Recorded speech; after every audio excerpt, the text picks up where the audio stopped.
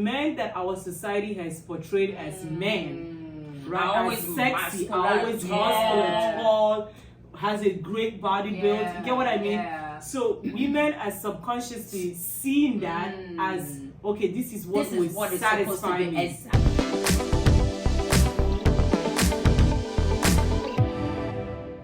Hi everyone, welcome to another episode of Unpacking True Purpose.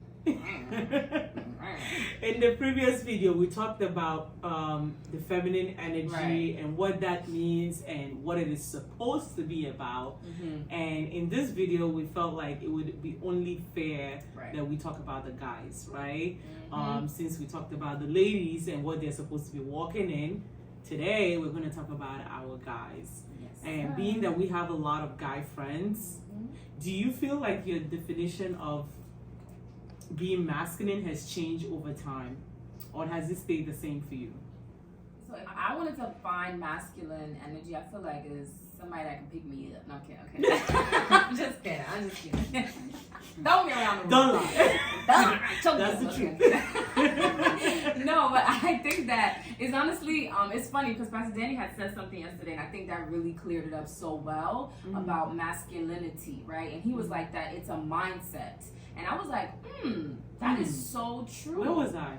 I don't know. It's a mindset? Yeah. And I was talking about mindset today. Yeah, like it's a mindset of how you are as a man, right? That you are very cognizant of understanding that a woman can be some way. So even a man with wisdom wouldn't even abuse his masculine energy and try to challenge that with a woman, because you understand that she's different. She's wired different. You know what I mean? And vice versa too. But I think that some men want to exude more masculine energy to show that I'm the man, but you don't have to do that. If you if you use wisdom, right? Like you understand, like women, we could be emotional, we could be radical, we could be all these things. So using wisdom as a man is like, let me use my masculinity to try to even calm the situation down, as opposed to like, no, now we fighting, now we, now I'm screaming, now I'm, you know what I mean, doing all of that where it's not needed at that time.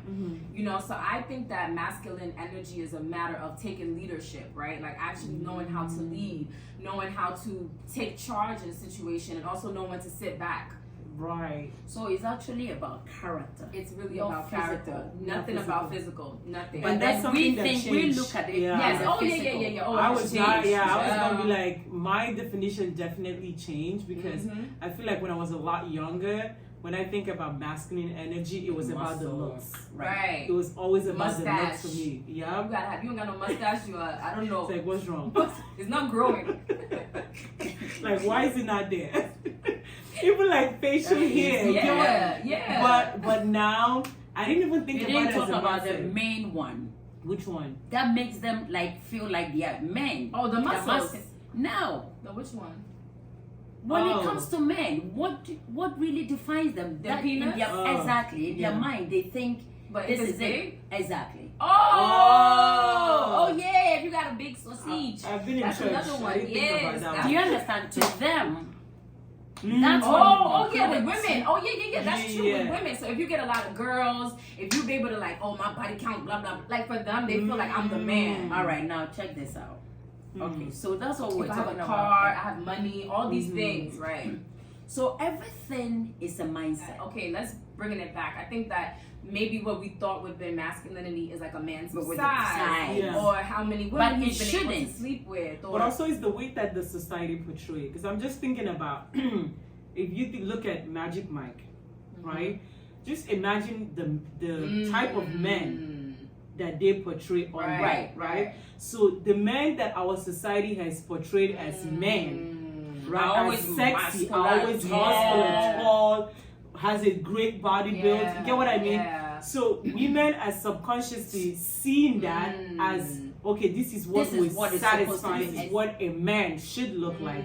And even to take it outside of the sexual context, even just money, right? Yeah. Most people don't feel like they're a man until they have a certain amount of money, a car, or their own house. All of these external things that we've now added pressure. Right. Because now we're putting pressure on people that shouldn't be, because that's not what makes a man. It doesn't. But I think that is honestly saying, I think it's also the woman's fault a little bit. Yeah. Because I do agree. think that we take that fault, take because some- I think that when we say a man should be a provider, it's like, oh, he don't have money, he don't have this, we don't have, like, maybe you don't say, but there's thousands of women who think that. You know what it is? We But let me boil say providing right. down to finances. Exactly.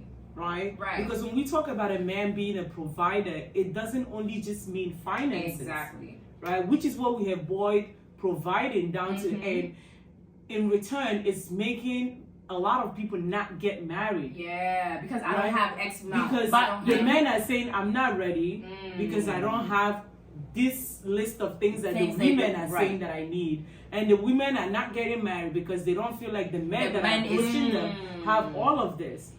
But you know what? I look. I think I was talking to somebody and I said, look, God should be your provider, Right. not the man. Yeah. Because you can meet a billionaire, very wealthy guy, and he can go bankrupt. Right. Maybe 2 years down the line. That's true. So then who are you going to depend on? That's true. Your provider should be God. If the guy has it, fine. But as long as God is your provider, he's your rock. So you're not really moved. I'm not saying be lazy, but as long as your trust is in God and he's your provider, you can journey through this. I agree. Yeah. Because providing is not just what they have at hand. Yeah. When you meet them, it's the ability to be able to produce Do something. at any season. You get what I mean? Because you make a great point, because people are like, oh, I'm not going to marry them if they don't have a 6 figures income. But then you forget that they can lose that job at any time. Exactly. Because that's how you have people. Because a lot of people are fortunate enough to maybe have gotten a great job when they graduated college. Right. So they don't know what it is like to look for a job. Right. Yeah. You get what I mean? Yeah. So if you've worked a great job when you graduated college and you were like 22 years old, and now you're like 35, Right. you've had a great savings, Right. you had great money, Right. but that doesn't speak to your ability to provide in its entirety, because if No. you lose that job what and you is don't know next? what it's like to go out there and hustle and get another one, that's the guy that's going to be sitting on the couch every day complaining. Every day. That's true. Exactly. You get what I mean? Because he doesn't So understand the hassle. we have to, and it's not just on the man, where it's both Right. parties have to do the work of understanding the man that my value as a masculine being is not on the external things that we get. External, right. Exactly. Right? As you spoke about mindset, leadership, your work ethics, right? Understanding what your purpose is. Yeah. And then for the women, embracing those type of men Yeah. when we see them, because the reality is that if they're doing all of that and we're not embracing it, That's true. it's what's like, the That's point? the point. What's the point? But they- I think, yeah, they're gonna change. and I think that's the thing that I think kind of going back to this princess mindset that is like, Prince I Charming, want the I mean, we all Baby want life. baby soft life. I get it. So who should take hard life? You know what I mean? Like, it has to be balanced. I'm not saying like, it's like, I don't see anybody that's like, oh my God, I want hard soft life. Like, if we're all praying for baby soft life, we all won't be able to get, like, that's just the reality of it. You know what I mean? So if you are so focused on this, then if something hard comes, it's like, oh no, that's not. But it can become soft. It eventually could get soft. And the That's same true. way if you had it soft, it could get hard. It could get hard. He can lose his job, and now it's like, babe, we hustling now. Then it's like, oh no, I wasn't used to this. You started off here. Now what do you mean? Now you're upset with the guy. Right. But it's like, if you don't have a mindset of being flexible and understanding that even being a man, like what that looks like to you should be not based off of what you see or maybe what you grew up with, maybe what your dad was like. Or I think we use all of that, and I get it because that's our blueprint. Like, we see our dads hustling, going out working, providing, making sure we have everything we need. That's like, okay, that's what I would expect a guy to do, because that's my first person, that's the first man that I saw. But I think at the same time, which is it's good, but at the same time, your husband may not be your dad. You know what I mean? I get it. That's a good role model, but he may not have had that role model. Yeah. You know what I mean? Right. So it's like we have to be able to understand that And be flexible. be flexible and understand that providing and what that means for a guy. Because I could just imagine being a man, especially in this day and age, the pressure. Yeah, because of what we have made it to be. Because of what we have made it, what we have turned Yo. a definition of a man. And it's not just the men. and also what the man has turned the definition of a woman. We've just made it so complicated. You know what don't make sense to me? Now listen to this. Check this out. Okay. So you meet a guy, he doesn't have it. When you were 25. Okay. And you're still waiting. You were 35. You met another guy, they still don't have it. Now you tend to be 50 and you're still waiting. Whilst you could have started with a 25 and worked your way out. It's all common sense. We have to learn to apply wisdom. We need intelligence. Do you understand what I'm saying? So from 25, you are now 40 something, you're still waiting. For the well, I need a provider, and they are not coming. And when you get to that age, nobody wants you. It's like, okay, what is it? That part? So meanwhile, you could have started, worked your way out, had your kids. By then, if it's 4 kids or 5 kids, whatever it is, you've had them, and you're still working your way up. But you're still waiting. What are you waiting for? Because I don't understand the mentality that's of what I'm the saying. man is going to be the provider, and I'm going to sit in my feminine energy and just suck it for you know what? That's so wrong. That's like the problem, which we really have to preach more of building. Like, I think what we need more of in this generation is the discernment to see the potential that you can build with. Because I agree that most people's fear is just having a potential be potential forever and not materialize into something. But the reality is that from what I have understood is that every woman don't have the capacity to build up a man's potential. There is a man that you have the capacity to build his potential and make it into results, right? And sometimes when we get paired with the wrong potential, because we don't have the capacity to bring it into what it's supposed to be, that's where we have that problem. So what we need more of is discernment to say, God, who is it that you have for me? Because the tools that we need, we both have it. Right? And it's just a matter of coming together and building that. Because sitting in your feminine energy is not sitting down and waiting for something that's already made. That's not sitting in feminine energy. You know what I'm thinking also? I think what we need is training. Honestly, we need training because let me tell you something. If I put you right here, you can have all the tools as to a good marriage. You have it up here. But implementing is where the problem is. If I asked you what is a good marriage, you can narrate it from A to Z because you've read books, you've been to conferences. But we don't know how to put it into practice because there's no training. So I think to that point, and I agree, I do think that I personally feel like the common best sense training is hands-on training. Right. So I think that even if I practice with so many different people, my husband is, I've never married a man like this before. You know what I mean? So I think regardless, it's still going to be a different experience. But the thing is that what practice does is that it gives you some experience. No, I agree. And that is something that Pastor Daniel said last night, and he said we have to learn to build the skills that we need with our other relationships. Right. Because I think what a lot of people do is they read, which is great, and then they're like, oh, when I meet my potential partner, we're going to start doing. Right. You get what I mean? Which is easier said than done. Exactly. And he said you can't do all of that work on one person. You're going to wear them out. You're not going to practice how to be patient, how to love them, how to forgive them on one person. You're going to wear them out. So that is why, like, I think something else that we need to work on is just working on relationships in general, not just romantic relationships. Not romantic because I honestly believe, I feel like when I was in Nigeria, I had better friendships than when I had moved here newly. Because you met I feel like here you have to teach people how to be friends. Because we don't stress that enough. It's like we go from family members and then we just jump into relationships. We don't know how to build cordial relationships, which are skills that you need if you're going to be in a marriage. Because the person that you're going to marry has to be your friend.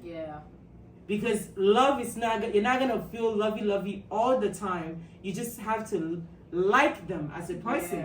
And sometimes we don't have those skill set because we are not doing all of those things with our friends. Like, you check in on your regular friends. You guys hang out. there's stuff that you do That's together true. That's a that good you point. practice on, right? That's a really good point, and I think that's the most beautiful thing when it comes to even back to Pastor's point about the training, right? And I think that those are the things that we do need to focus on, even though your husband may be totally not like what you've been trained on. Like he could be a fireball, but at least you have those core skills that you can apply. Let me say this. Look, we're just overthinking. God is a very wise God. You went to school, right? Okay. So you had classmates. They all came with different characteristics. That was a ground for you to... Thank you. Yeah. When you go to church, the people that you hate the most, those are the ones that you have to use them for training. Yeah. No, you're right. Because I always say that if you don't have patience and you ask God, God help me to be patient, God had to bring somebody that will irritate you. So that you can That is how you can learn from. But we keep running away from it. So I'm trying to tell us, so we just have the knowledge, but we don't have the practicals. But the practicals are all around us. Right. You don't have to go far away to find it. Right. It's all around you. But I think that's crazy though. Think about all the classmates that you had.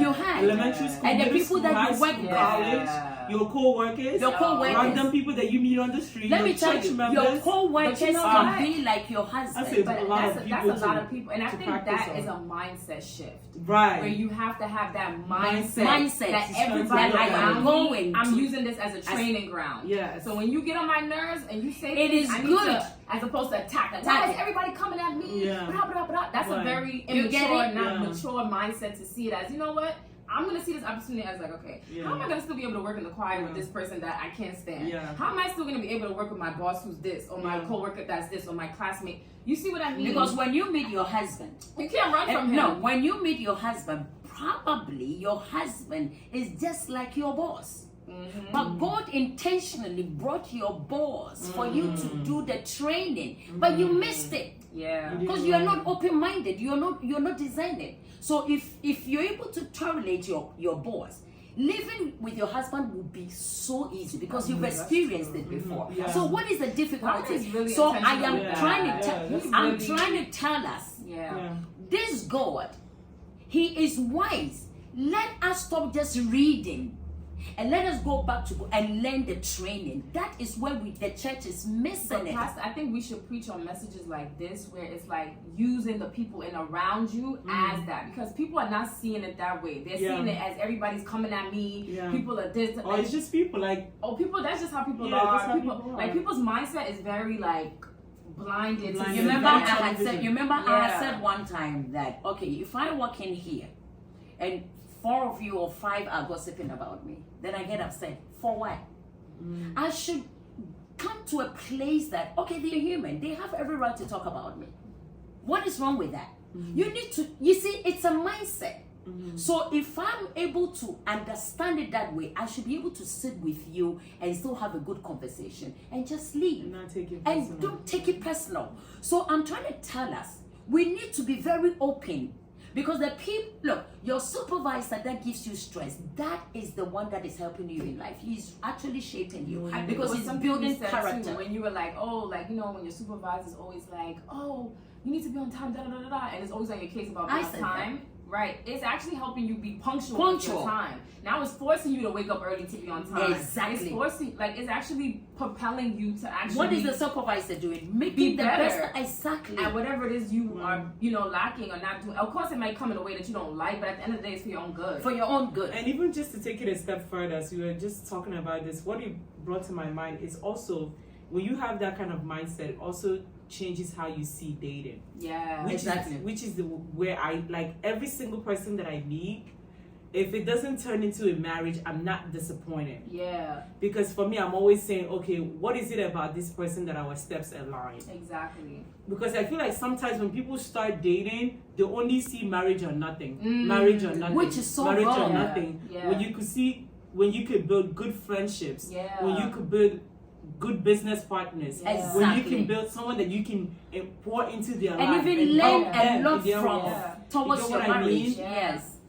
I agree, and I think that's something that if we don't change that mindset, that's what gives a lot of broken heart. Yes. That's what gives a lot of bad expectations. That's what gives all these things, because it's like, oh, this has to be it. And it's like, but God could bring this to teach you something. Right. Okay, So you know what? You know what? If it doesn't go the way you want it, that means God, then it was wasted. Then it was wasted. And But God like, is very no, intentional. there was something. There was a seed in there that you Think did. about it. The same way when we pray, which is something that I've added to my prayer strategy.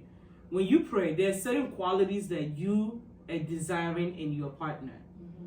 So what makes you think when your partner is praying that them too, they don't have qualities that they're also desiring? Right. So my prayer has always been, God, whatever qualities that He desires that I don't have, let me become. Because the reality is that if I show up and I don't have those qualities that He's praying going to for, be disappointed. exactly, He's not going to notice Exactly. it. You get what I mean? Which is why we always have to take opportunities like this. When we meet people, don't look at people with this tunnel vision. Oh, we came for business didn't work. Okay, nothing else will work. No, it might be that God is trying to give you a friend, or sometimes it's not about us. Maybe it's about them. Maybe God wants to use you to do something in their life.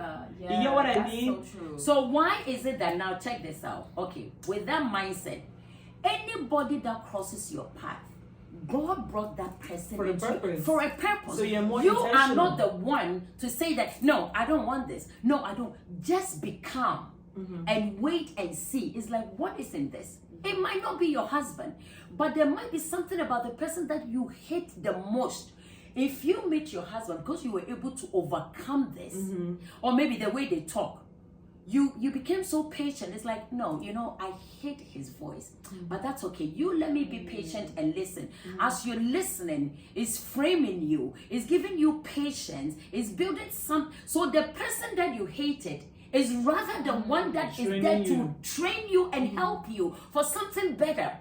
And But that because brings me we back lack to how God understanding. wants us to date. Yeah. Because if we date the way that God wants us to date, which takes all the sexual part out, then you are able to see people more intentionally. Exactly. You get what I mean? It's true. Because you've dated them the right way. If things don't work out, there's other opportunities. Exactly. Nobody's and you have no, like, you only get what him I mean? if they squeeze your breast, or maybe they kissed you, they touch some part, and you take it Then it personal. becomes, because it's weird. Because Like, if they it don't becomes touch any weird part now of your to body, do you are just business. friends. Let me say that. Let me drop that I in. get it. No, it's true. If you don't kiss them, if they don't rub on any part of your body, they are still friends. Why are you upset? And Because that's what you expose but some part of that you to puts a them. lot of intentionality in your first date. I think a lot of people don't really think through that first date. The first date is really a filtering system for you to, that is gonna be like, is this person gonna be a friend? Are they gonna be a business? Is there a role that they can play in my life or I can play in their life? Sometimes you But wouldn't people know, don't, because they don't ask questions. People have made first date such a casual, just let's go and eat and vibe. But it has to be like that though, because the first, why are you going to ask so much questions? Because I want to know is how. it on a business trip? No. What is it? I'm not saying that there's not going to be fun in it, but you have to be intentional in that first date. Because It doesn't have to be. So I think It the doesn't hybrid of have what to she be. means is that. No, it doesn't have to be. So I think in the hybrid of what that means is that if I'm on a date with the person on the first date, there's some questions that maybe you should know. Like if the person is like, yeah, I don't want to ever get married. Okay, then I know you never want to get married. So I wouldn't even have any type of hopes up, right? But at the same time, it's not like I'm asking you 51,000 questions. You know why I'm saying that? Let me tell you something. You know why? That guy might say that I never want to get married because of his past. Because of where he's coming from. Probably he might find something in you that will change that perception. So you still don't have to give up. You have to relax and still move on. All right, by day 3, if you still see. Not day 3, but no, wait. Do you understand what I'm saying? But I think some people, you give them a reason to change their there's a thing mind. though. You don't want to be holding on to dead weight. With You the don't have to. expectation No, you don't have. that You see, you're that gonna be means the one you to came. change the man. No. That's not what I'm saying. That's why we're dating multiple people. That's what I'm Yeah, saying. that's true. So the guy came on the table with that perception, like I never want to get married. Right. But maybe there's some qualities in you that That can will change change his all mind. that. So I'm trying to tell you guys, relax. You guys are too rigid. Listen, we don't got much All time, right. but we gotta Yeah. wrap up. Well, thank you for watching. Feel free to comment. Let us know your thoughts. Let us know what you agree with, disagree with. And we'll see you in our next episode. Bye.